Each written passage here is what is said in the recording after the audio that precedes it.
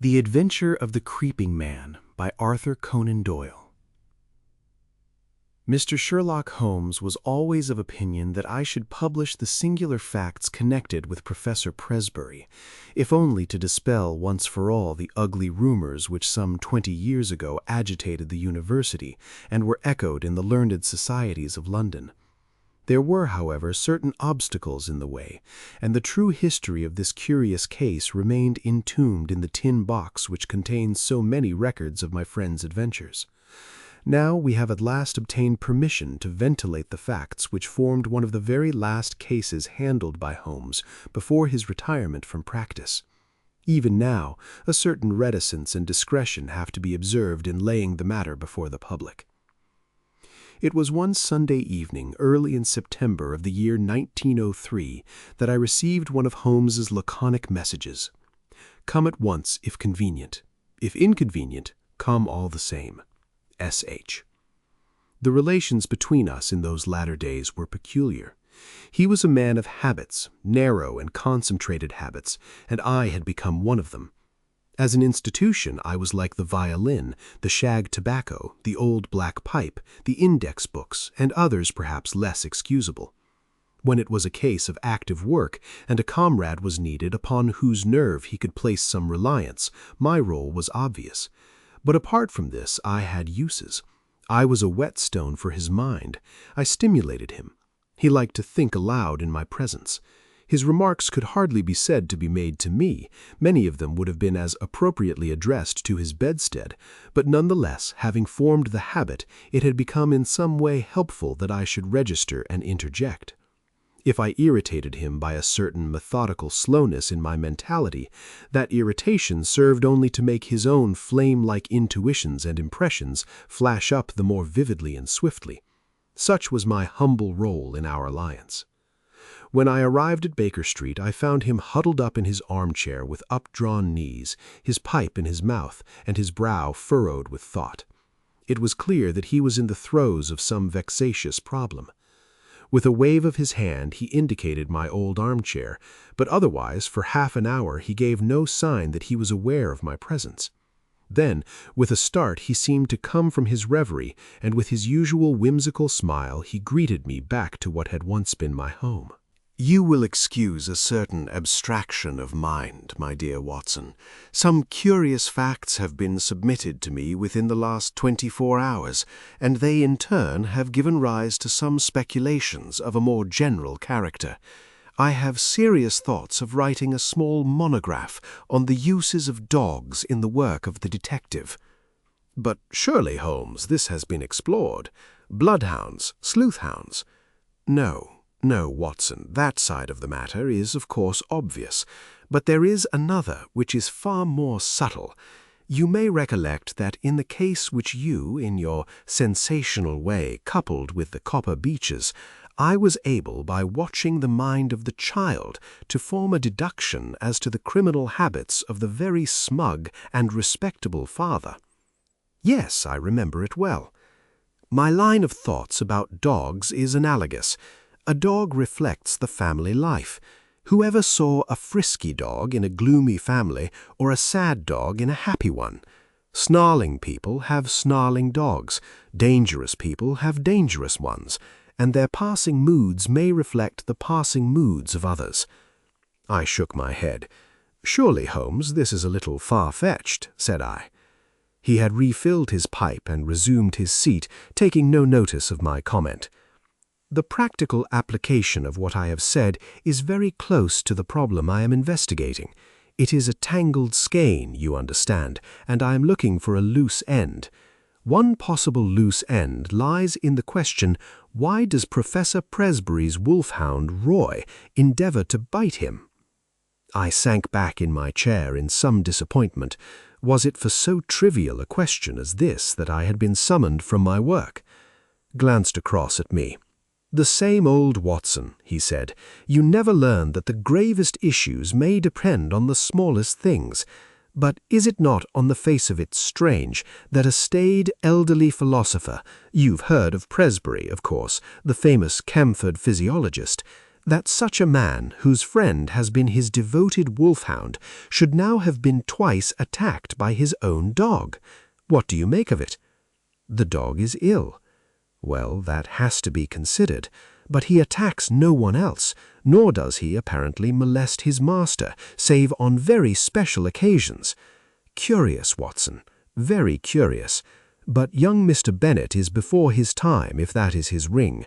I had hoped to have a longer chat with you before he came." There was a quick step on the stairs, a sharp tap at the door, and a moment later the new client presented himself.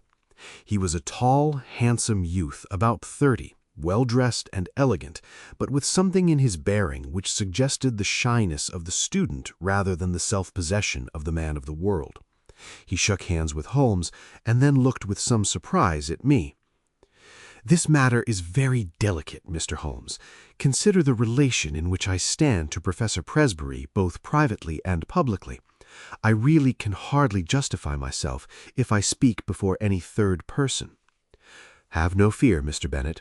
Dr. Watson is the very soul of discretion, and I can assure you that this is a matter in which I am very likely to need an assistant. As you like, Mr. Holmes. You will, I am sure, understand my having some reserves in the matter.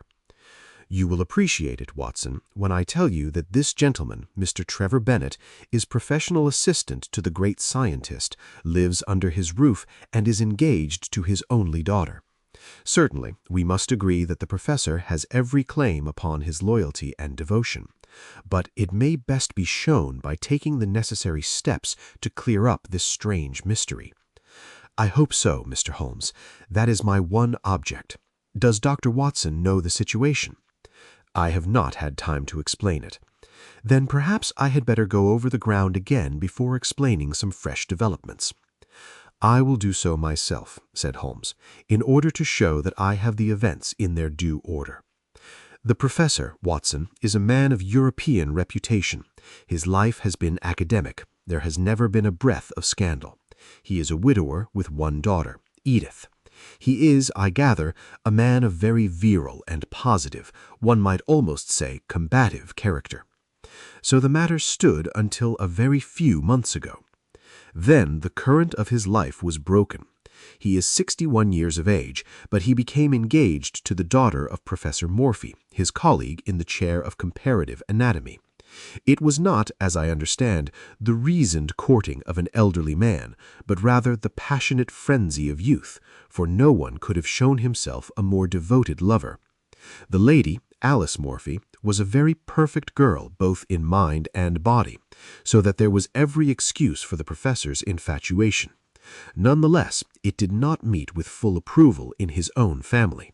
"We thought it rather excessive," said our visitor. "Exactly. Excessive and a little violent and unnatural. Professor Presbury was rich, however, and there was no objection upon the part of the father. The daughter, however, had other views, and there were already several candidates for her hand, who, if they were less eligible from a worldly point of view, were at least more of an age. The girl seemed to like the professor in spite of his eccentricities. It was only age which stood in the way. About this time, a little mystery suddenly clouded the normal routine of the professor's life. He did what he had never done before. He left home and gave no indication where he was going. He was away a fortnight and returned looking rather travel-worn. He made no allusion to where he had been, although he was usually the frankest of men. It chanced, however, that our client here, Mr. Bennet, received a letter from a fellow student in Prague, who said that he was glad to have seen Professor Presbury there, although he had not been able to talk to him. Only in this way did his own household learn where he had been. Now comes the point. From that time onward, a curious change came over the professor. He became furtive and sly. Those around him had always the feeling that he was not the man that they had known, but that he was under some shadow which had darkened his higher qualities. His intellect was not affected. His lectures were as brilliant as ever, but always there was something new, something sinister and unexpected. His daughter, who was devoted to him, tried again and again to resume the old relations and to penetrate this mask which her father seemed to have put on. You, sir, as I understand, did the same, but all was in vain. And now, Mr. Bennet, tell in your own words the incident of the letters. You must understand, Dr. Watson, that the professor had no secrets from me. If I were his son or his younger brother, I could not have more completely enjoyed his confidence. As his secretary, I handled every paper that came to him, and I opened and subdivided his letters. Shortly after his return, all this was changed.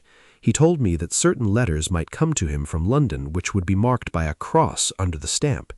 These were to be set aside for his own eyes only.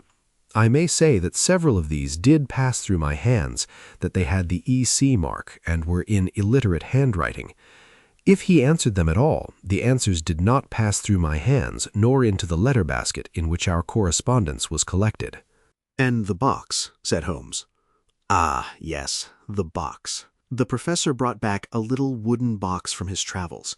It was the one thing which suggested a continental tour, for it was one of those quaint carved things which one associates with Germany. This he placed in his instrument cupboard. One day, in looking for a cannula, I took up the box. To my surprise, he was very angry, and reproved me in words which were quite savage for my curiosity. It was the first time such a thing had happened, and I was deeply hurt.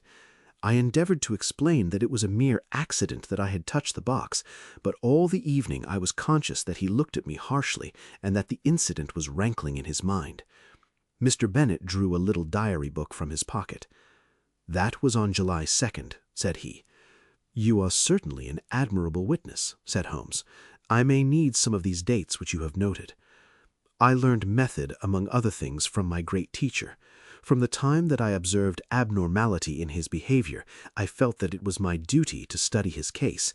Thus I have it here that it was on that very day, July 2nd, that Roy attacked the professor as he came from his study into the hall. Again, on July 11th, there was a scene of the same sort, and then I have a note of yet another upon July 20th. After that, we had to banish Roy to the stables. He was a dear, affectionate animal, but I fear I weary you." Mr. Bennet spoke in a tone of reproach, for it was very clear that Holmes was not listening. His face was rigid, and his eyes gazed abstractedly at the ceiling. With an effort, he recovered himself. "Singular, most singular," he murmured. "These details were new to me, Mr. Bennet. I think we have now gone fairly over the old ground, have we not? But you spoke of some fresh developments." The pleasant, open face of our visitor clouded over, shadowed by some grim reminiscence.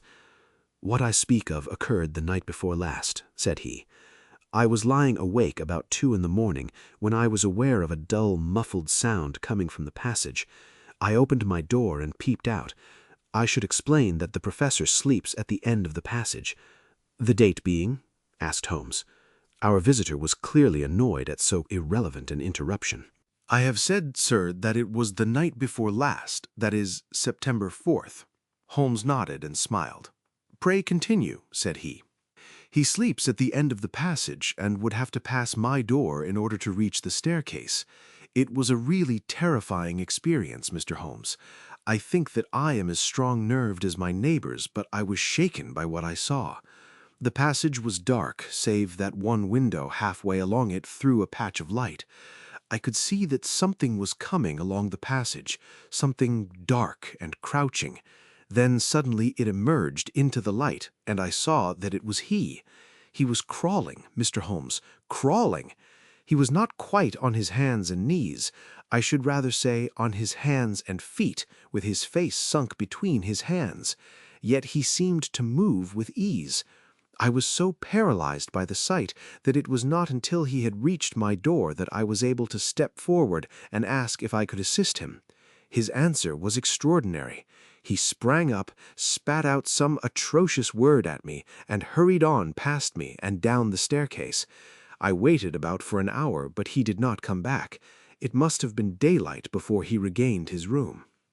"Well, Watson, what make you of that?" asked Holmes with the air of the pathologist who presents a rare specimen. "Lumbago, possibly. I have known a severe attack make a man walk in just such a way, and nothing would be more trying to the temper." "Good, Watson. You always keep us flat-footed on the ground. But we can hardly accept lumbago, since he was able to stand erect in a moment." "He was never better in health," said Bennet. "In fact, he is stronger than I have known him for years. But there are the facts, Mr. Holmes. It is not a case in which we can consult the police, and yet we are utterly at our wits' end as to what to do, and we feel in some strange way that we are drifting towards disaster. Edith, Miss Presbury, feels as I do that we cannot wait passively any longer. It is certainly a very curious and suggestive case. What do you think, Watson?" "Speaking as a medical man," I said, "it appears to be a case for an alienist. The old gentleman's cerebral processes were disturbed by the love affair. He made a journey abroad in the hope of breaking himself of the passion. His letters and the box may be connected with some other private transaction, a loan perhaps, or share certificates which are in the box." And the wolfhound no doubt disapproved of the financial bargain. No, no, Watson, there is more in it than this. Now I can only suggest. What Sherlock Holmes was about to suggest will never be known, for at this moment the door opened and a young lady was shown into the room. As she appeared, Mr. Bennet sprang up with a cry and ran forward with his hands out to meet those which she had herself outstretched. "Edith, dear, nothing the matter, I hope?" "I felt I must follow you. Oh, Jack, I have been so dreadfully frightened. It is awful to be there alone. Mr. Holmes, this is the young lady I spoke of. This is my fiancée." "We were gradually coming to that conclusion, were we not, Watson?" Holmes answered with a smile. "I take it, Miss Presbury, that there is some fresh development in the case, and that you thought we should know?" Our new visitor, a bright, handsome girl of a conventional English type, smiled back at Holmes as she seated herself beside Mr. Bennet. "When I found Mr. Bennet had left his hotel, I thought I should probably find him here. Of course he had told me that he would consult you. But oh, Mr. Holmes, can you do nothing for my poor father?" "I have hopes, Miss Presbury, but the case is still obscure. Perhaps what you have to say may throw some fresh light upon it. It was last night, Mr. Holmes. He had been very strange all day. I am sure that there are times when he has no recollection of what he does. He lives as in a strange dream. Yesterday was such a day. It was not my father with whom I lived. His outward shell was there, but it was not really he. Tell me what happened." "I was awakened in the night by the dog barking most furiously. Poor Roy, he is chained now near the stable. I may say that I always sleep with my door locked, for as Mr. Bennet will tell you, we all have a feeling of impending danger. My room is on the second floor. It happened that the blind was up in my window, and there was bright moonlight outside. As I lay with my eyes fixed upon the square of light, listening to the frenzied barkings of the dog, I was amazed to see my father's face looking in at me. Mr. Holmes, I nearly died of surprise and horror. There it was, pressed against the window pane, and one hand seemed to be raised as if to push up the window. If that window had opened, I think I should have gone mad." "It was no delusion, Mr. Holmes. Don't deceive yourself by thinking so. I dare say it was 20 seconds or so that I lay paralyzed and watched the face. Then it vanished, but I could not spring out of bed and look out after it. I lay cold and shivering till morning. At breakfast he was sharp and fierce in manner, and made no allusion to the adventure of the night. Neither did I, but I gave an excuse for coming to town, and here I am." Holmes looked thoroughly surprised at Miss Presbury's narrative. "My dear young lady, you say that your room is on the second floor. Is there a long ladder in the garden?" "No, Mr. Holmes, that is the amazing part of it. There is no possible way of reaching the window, and yet he was there." "The date being September 5th, said Holmes. "That certainly complicates matters." It was the young lady's turn to look surprised. "This is the second time that you have alluded to the date, Mr. Holmes," said Bennet. "Is it possible that it has any bearing on the case?" "It is possible, very possible, and yet I have not my full material at present." "Possibly you are thinking of the connection between insanity and phases of the moon?" "No, I assure you, it was a quite different line of thought. Possibly you can leave your notebook with me, and I will check the dates. Now, I think, Watson, that our line of action is perfectly clear. This young lady has informed us, and I have the greatest confidence in her intuition, that her father remembers little or nothing which occurs upon certain dates. We will therefore call upon him as if he had given us an appointment on such a date. He will put it down to his own lack of memory. Thus we will open our campaign by having a good close view of him." "That is excellent," said Mr. Bennet. "I warn you, however, that the professor is irascible and violent at times." Holmes smiled. "There are reasons why we should come at once, very cogent reasons if my theories hold good. Tomorrow Mr. Bennet will certainly see us in Camford. There is, if I remember right, an inn called the Chequers, where the port used to be above mediocrity and the linen was above reproach. I think, Watson, that our lot for the next few days might lie in less pleasant places." Monday morning found us on our way to the famous university town, an easy effort on the part of Holmes, Who had no roots to pull up, but one which involved frantic planning and hurrying on my part, as my practice was by this time not inconsiderable. Holmes made no allusion to the case until after we had deposited our suitcases at the ancient hostel of which he had spoken. "I think, Watson, that we can catch the professor just before lunch. He lectures at 11 and should have an interval at home. What possible excuse have we for calling?" Holmes glanced at his notebook. There was a period of excitement on August 26th. We will assume that he is a little hazy as to what he does at such times. If we insist that we are there by appointment, I think he will hardly venture to contradict us. Have you the effrontery necessary to put it through? We can but try. Excellent, Watson. Compound of the busy bee and excelsior. We can but try. The motto of the firm. A friendly native will surely guide us. Such a one on the back of a smart hansom swept us past a row of ancient colleges, and finally, turning into a tree-lined drive, pulled up at a charming house, girt round with lawns and covered with purple wisteria. Professor Presbury was certainly surrounded with every sign not only of comfort, but of luxury. Even as we pulled up, a grizzled head appeared at the front window, and we were aware of a pair of keen eyes from under shaggy brows, which surveyed us through large horn glasses. A moment later we were actually in his sanctum, and the mysterious scientist whose vagaries had brought us from London was standing before us. There was certainly no sign of eccentricity either in his manner or appearance, for he was a portly, large-featured man, grave, tall, and frock-coated, with the dignity of bearing that a lecturer needs. His eyes were his most remarkable feature, keen, observant, and clever to the verge of cunning. He looked at our cards. "Pray, sit down, gentlemen. What can I do for you?" Mr. Holmes smiled amiably. "It was the question which I was about to put to you, sir." "To me, sir?" "Possibly there is some mistake. I heard through a second person that Professor Presbury of Camford had need of my services." "Oh, indeed." It seemed to me that there was a malicious sparkle in the intense gray eyes. "You heard that, did you? May I ask the name of your informant?" "I am sorry, Professor, but the matter was rather confidential. If I have made a mistake, there is no harm done. I can only express my regret." "Not at all. I should wish to go further into this matter. It interests me. Have you any scrap of writing, any letter or telegram to bear out your assertion?" "I have not." "I presume that you do not go so far as to assert that I summoned you?" "I would rather answer no questions," said Holmes.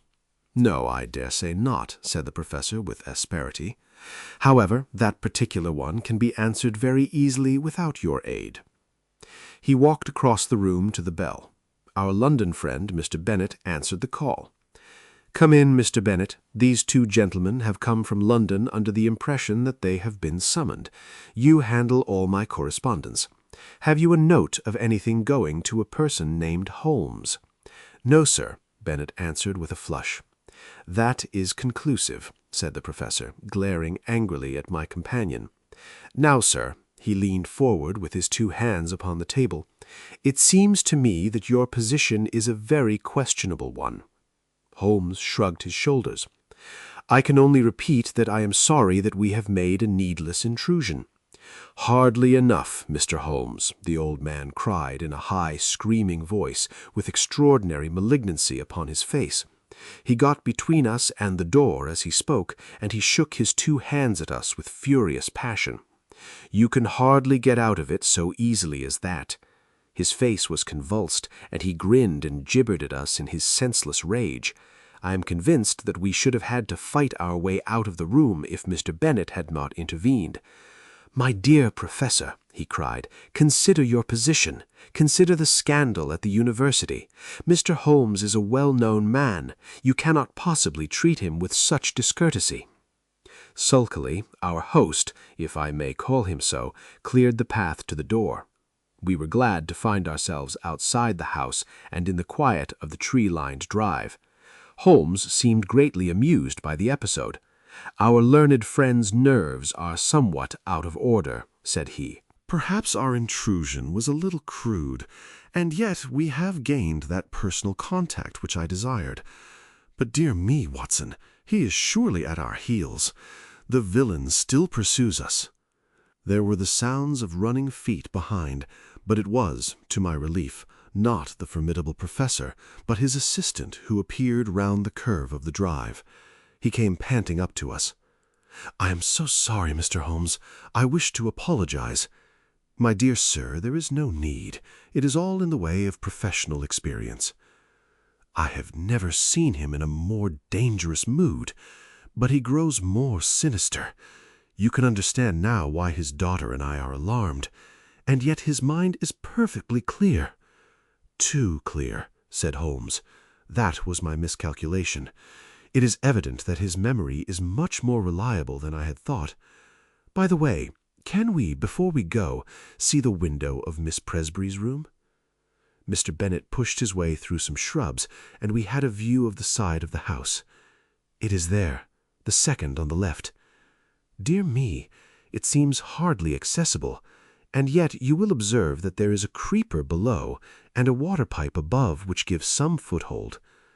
I could not climb it myself, said Mr. Bennet. Very likely. It would certainly be a dangerous exploit for any normal man.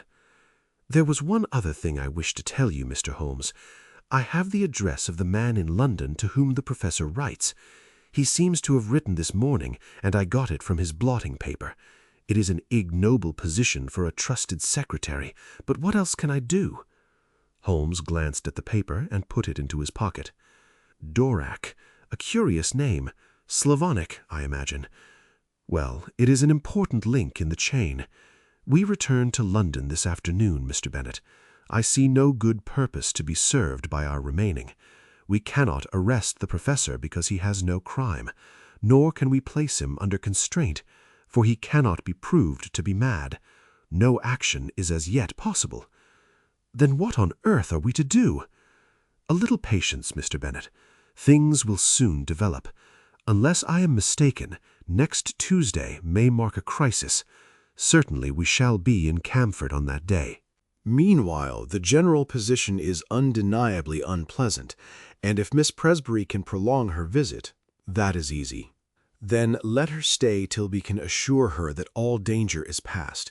Meanwhile, let him have his way and do not cross him. So long as he is in a good humor, all is well. There he is, said Bennet in a startled whisper. Looking between the branches, we saw the tall, erect figure emerge from the hall door and look around him. He stood leaning forward, his hands swinging straight before him, his head turning from side to side. The secretary, with a last wave, slipped off among the trees, and we saw him presently rejoin his employer, the two entering the house together in what seemed to be animated and even excited conversation. I expect the old gentleman has been putting two and two together, said Holmes as we walked hotelward. He struck me as having a particularly clear and logical brain from the little I saw of him. Explosive, no doubt, but then from his point of view he has something to explode about if detectives are put on his track, and he suspects his own household of doing it. I rather fancy that friend Bennet is in for an uncomfortable time. Holmes stopped at a post office and sent off a telegram on our way. The answer reached us in the evening, and he tossed it across to me.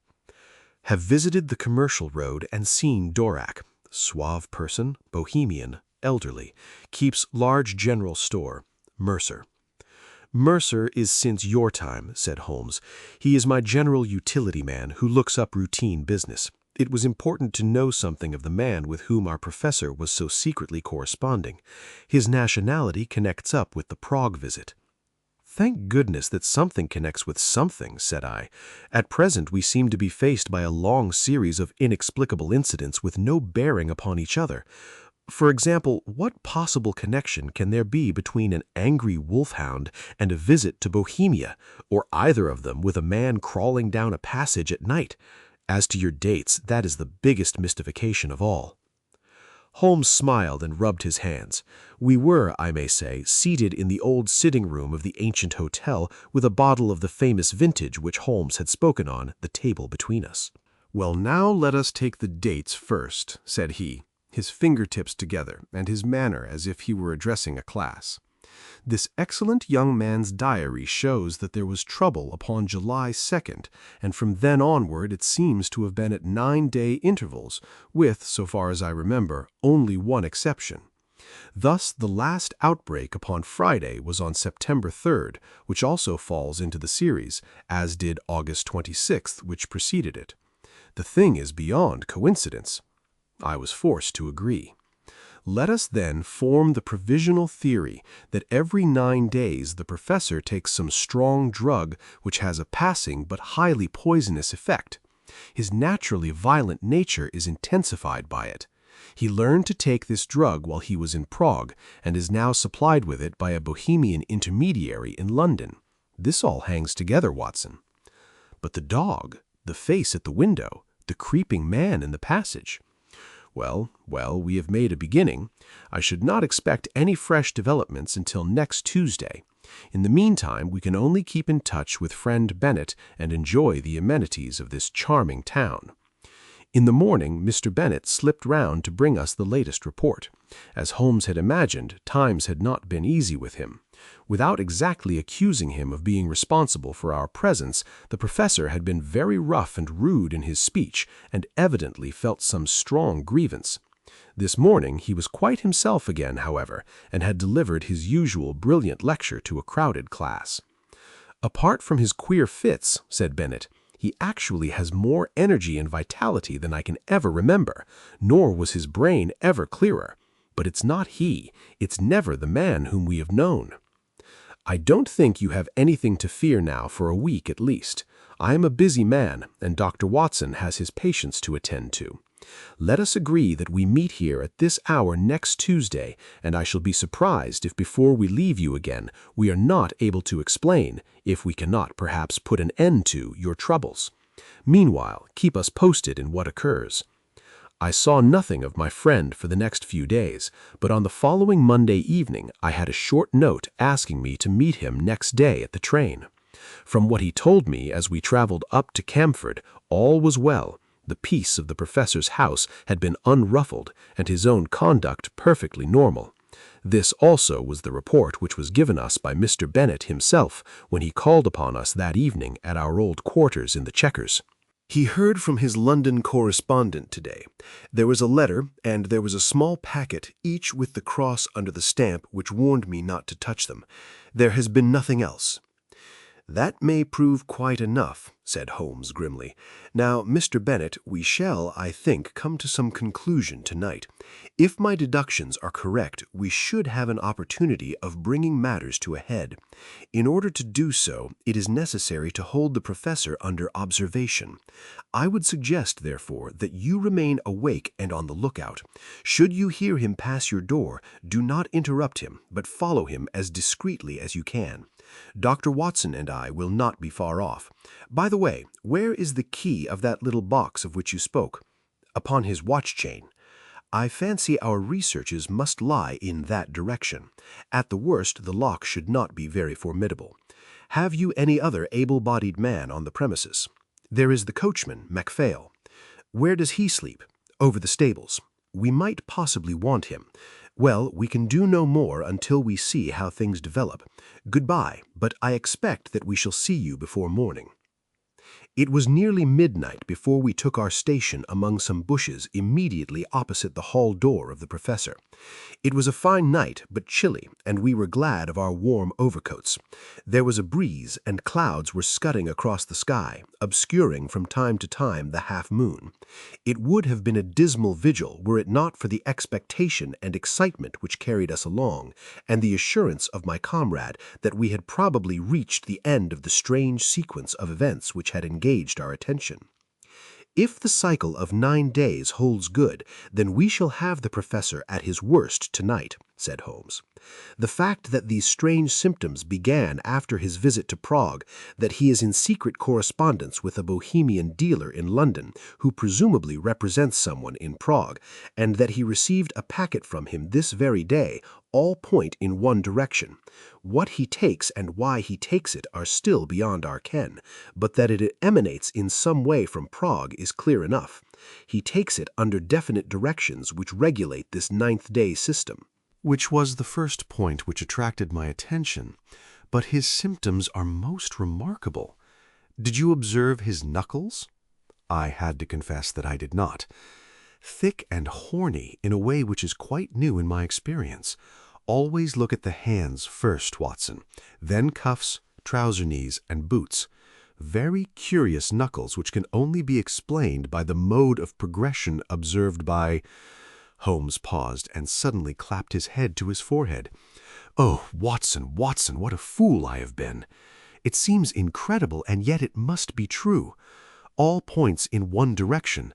How could I miss seeing the connection of ideas? Those knuckles, how could I have passed those knuckles? And the dog, and the ivy.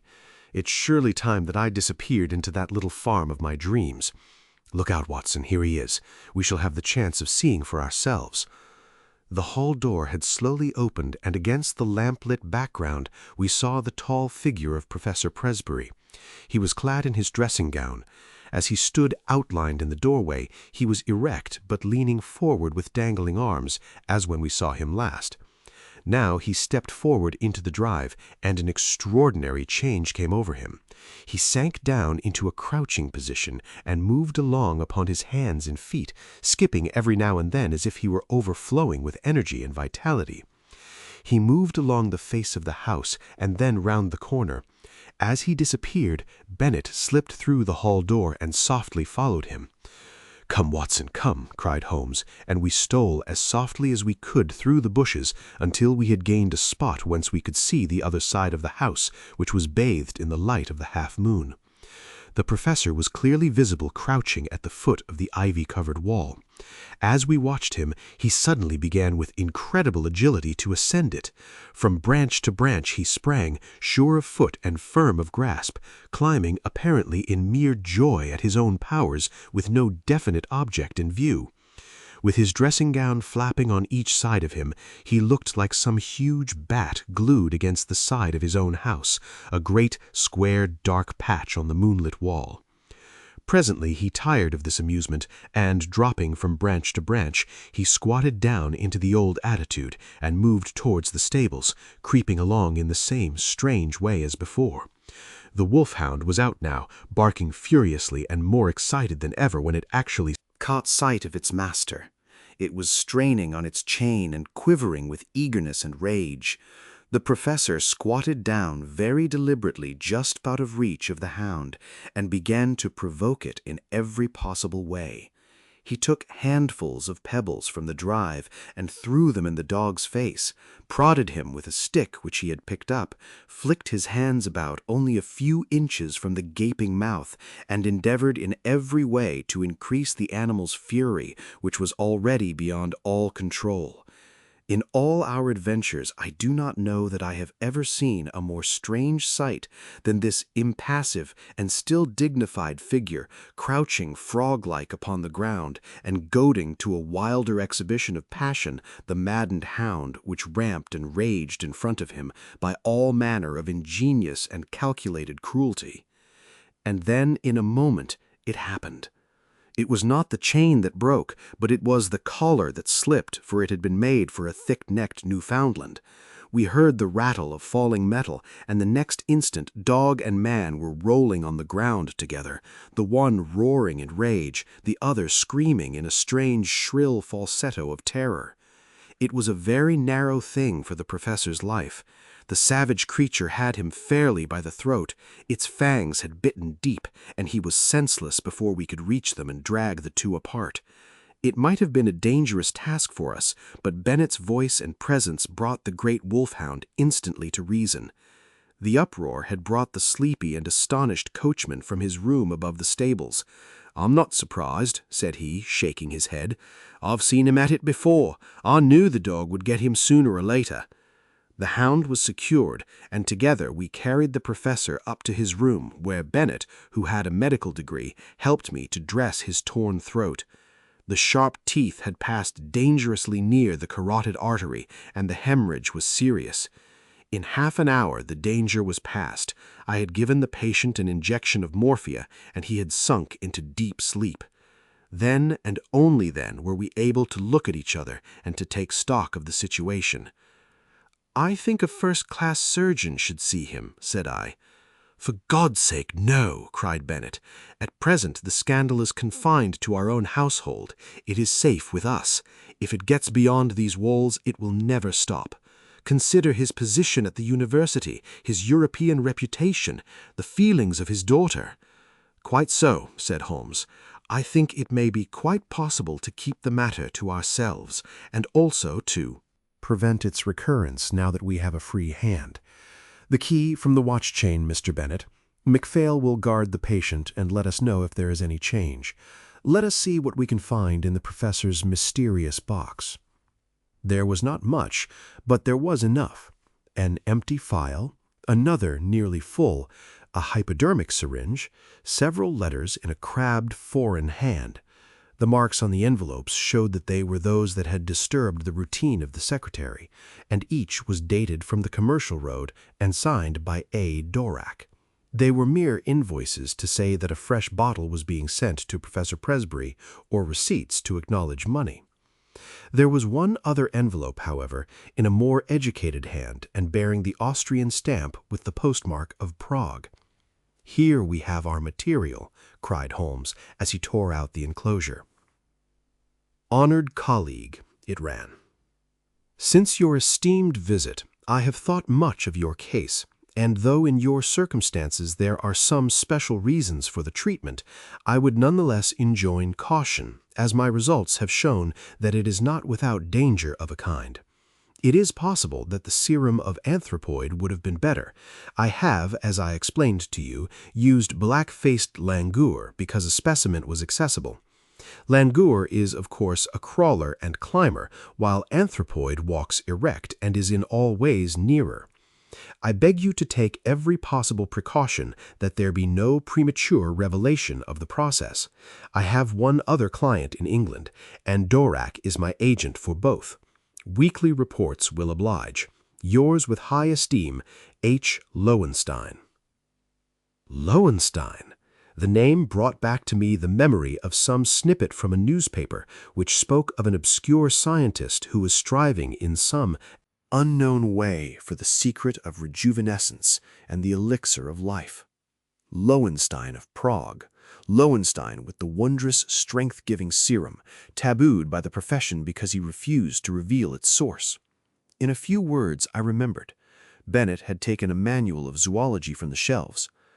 "Langur," he read, "the great black-faced monkey of the Himalayan slopes, biggest and most human of climbing monkeys." Many details are added. Well, thanks to you, Mr. Holmes, it is very clear that we have traced the evil to its source. "The real source," said Holmes, "lies, of course, in that untimely love affair that gave our impetuous professor the idea that he could only gain his wish by turning himself into a younger man. When one tries to rise above nature, he is liable to fall below it. The highest type of man may revert to the animal if he leaves the straight road of destiny." He sat musing for a little with the phial in his hand, looking at the clear liquid within. "When I have written to this man and told him that I hold him criminally responsible for the poisons which he circulates, we will have no more trouble. But it may recur. Others may find a better way. There is danger there, a very real danger to humanity. Consider, Watson, that the material, the sensual, the worldly would all prolong their worthless lives. The spiritual would not avoid the call to something higher. It would be the survival of the least fit. What sort of cesspool may not our poor world become? Suddenly the dreamer disappeared, and Holmes, the man of action, sprang from his chair. I think there is nothing more to be said, Mr. Bennet. The various incidents will now fit themselves easily into the general scheme. The dog, of course, was aware of the change much quicker than you. His smell would ensure that. It was the monkey, not the professor, whom Roy attacked, just as it was the monkey who teased Roy. Climbing was a joy to the creature, and it was a mere chance, I take it, that the pastime brought him to the young lady's window. There is an early train to town, Watson, but I think we shall have just time for a cup of tea at the Chequers before we catch it.